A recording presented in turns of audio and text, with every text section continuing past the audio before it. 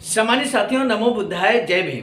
हमेशा की भांति एक बार पुनः हम लेकर आ गए हैं डॉक्टर अंबेडकर संदेश का मतलब होता है बाबा साहब के भाषण या बाबा साहब के शानदार लेख का। डॉक्टर अंबेडकर संदेश नियमित सुबह 5 बजे हम लाते हैं आवाज का ऑफिशियल यूट्यूब चैनल के माध्यम से। मुझे पूरा भरोसा है कि आपने यूट्यूब चैनल आवाज का ऑफिशियल को सब्सक्राइब जरूर कर लिया होगा।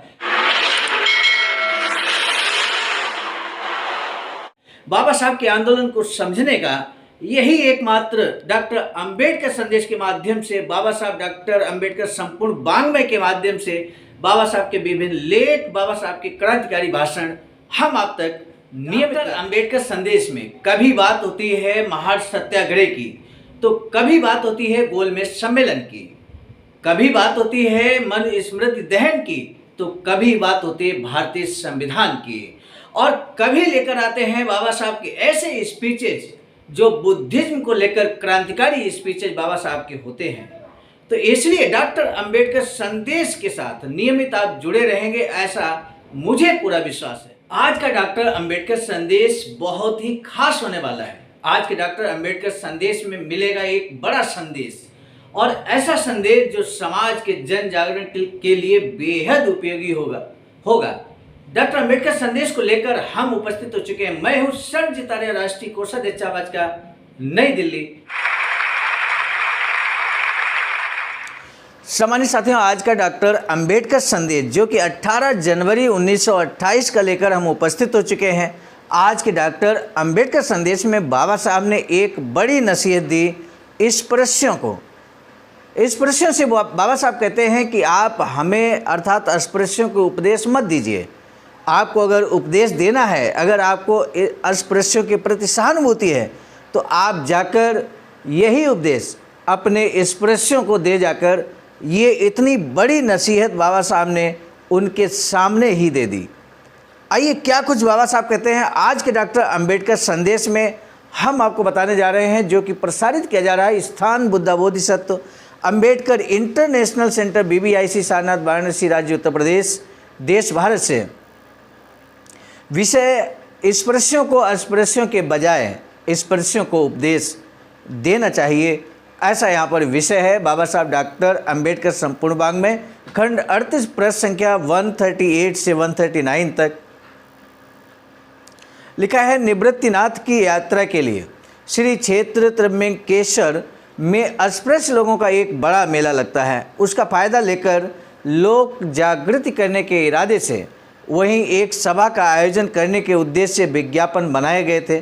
उसके अनुसार यात्रा के दिन यानी बुधवार दिनांक 18 जनवरी 1928 के दिन सभा बुलाई गई थी। सभा का अध्यक्ष मुख्य रूप से स्थान डॉक्टर बाबा साहब अम्बेडकर को दिया गया था।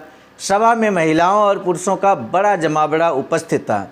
महिलाओं की उपस्थिति अधिक थी। सभा में से त्र्यंबकेश्वर में श्री चोखोबा का मंदिर बनाया जाए अथवा नहीं, यही एक महत्वपूर्ण सवाल था। इसके बावजूद डॉक्टर अंबेडकर ने अपने भाषण में अस्पृश्य वर्ग के सभी सवालों का विस्तार से हर पहलू पर प्रकाश डालते हुए विवेचन किया और बताया कि श्री चोखोबा का मंदिर बनाने के बजाय चोखोबा द्वारा शुरू किए गए अस्पृश्यता निवारण के कार्य को पूरा करने के लिए हमेशा कोशिश करना, यही चोखोबा राय का असल स्मारक होगा। उन्होंने सुझाव दिया कि अगर आप यह कार्य करना चाहते हैं और बहिष्कृत भारत पत्रिका खत्म ना हो, ऐसी आपकी मंशा अगर मंशा है, तो हमारे द्वारा शुरू किए गए बहिष्कृत भारत फंड में सब मदद करें। उसके बाद श्री भाऊराव गायकवाड़, राज्यमाने भालेराव, पुंजाजी, नवसाजी जाधव आदि सज्जनों के भाषण हुए। इस सब का इतना अधिक असर हुआ कि उसी जगह 203 रुपयों की रकम इकट्ठा हो गई। सार्वजनिक कार्य के बारे में जिन्हें कुछ भी पता नहीं था, उन गरीब बेचारी महिलाओं ने और साधुओं ने भी अल्प स्वल्प चंदा दिया। सभा का कामकाज 4:30 बजे तक पूरा किया ही जाना चाहिए, क्योंकि उसके बाद सभी लोगों को पालकी के जुलूस में जाना है, ये पहले से ही तय किया हुआ था। इसी कारण सभा की शुरुआत 2 बजे की गई। 5 बजे के आसपास सभा पूरी होती, लेकिन उसी समय नासिक के दातार शास्त्री और स्वराज पत्र के संपादक राजमान्य मराठे आए और लोगों का भी पालकी के जुलूस से अधिक ध्यान सभा में ही लगा हुआ था। ये देखते हुए सभा का समय थोड़ा और बढ़ाने का निर्णय लिया गया। बाद में दाता शास्त्री और मराठे की अस्पृश्यों के आंदोलन के बारे में सहानुभूति दर्शाने वाले भाषण भी हुए।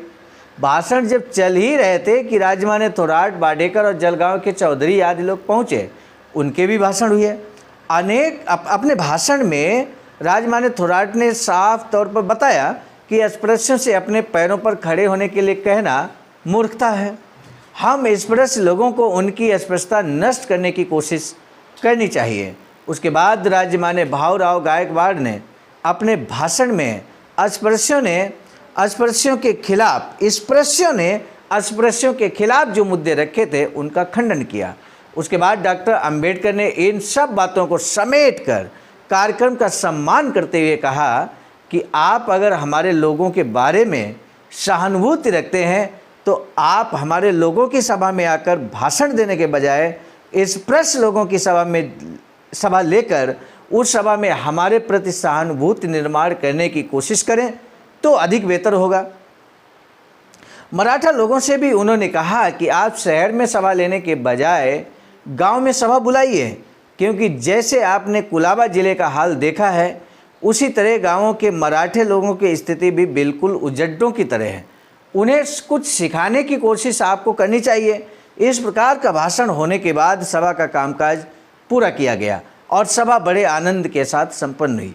तो आपने देखा किस तरह से बाबा साहब ने एक बड़ा संदेश दे दिया, बड़ी नसीहत दे दी, हिदायत दे दी अस्पृश्यों को कि आप अस्पृश्यों को जिस तरह से यहाँ समझा रहे हैं, ठीक इससे उलट आपको अस्पृश्यों को समझाना चाहिए, अपने लोगों को समझाना चाहिए, अपने लोगों को गांव में जाकर समझाना चाहिए जो वो समझने के लिए तैयार नहीं है।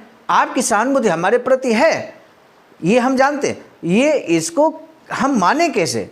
इसको हम तब मानेंगे, बाबा साहब कहते हैं, कि जब आप सहानुभूति निर्माण करें अपने समाज के अंदर जाकर। इस तरह का बाबा साहब उनके सामने ही इतना बड़ा स्टेटमेंट देते हैं जो हमने आपके समक्ष यहाँ हूबहू बाबा साहब के शब्दों में रखा है। ऐसे में स्वराज्य पत्रिका के संपादक ने डॉक्टर अंबेडकर के भाषण का विपरीत अर्थ निकालकर उस पर टीका टिप्पणी की। उन्होंने जो कुछ भी लिखा उसे पढ़ने के बाद उस समय में उपस्थित हर किसी को यकीन होगा कि स्वराज्य पत्रिका का संपादक एक नीच प्रवृत्ति का इंसान है। सो इस विषय में और अधिक लिखने की ज़रूरत नहीं है। और इसी के साथ आज का डॉक्टर अंबेडकर संदेश समाप्त होने की ओर अग्रसर है। हम आपको बता दें, आज का डॉक्टर अंबेडकर संदेश समाप्त करने से पहले हम आपको बताना चाहते हैं कि एक बाबा साहब की अधूरी इच्छा है वैचारिकी सेंटर निर्माण की। वैचारिकी सेंटर कुछ इस तरह का बनने जा रहा है। सारनाथ, वाराणसी, राज्य उत्तर प्रदेश, देश भारत में, जो कि green ring road, green city, Faridpur, Sarnath, Varanasi में 14,000 स्क्वायर फीट ज़मीन को परचेज किया गया। वहाँ पर ये कार्य निर्माणाधीन है। यदि आप भी अपना बहुमूल्य योगदान धर्मदान करना चाहते हैं तो आपका भी हार्दिक स्वागत है।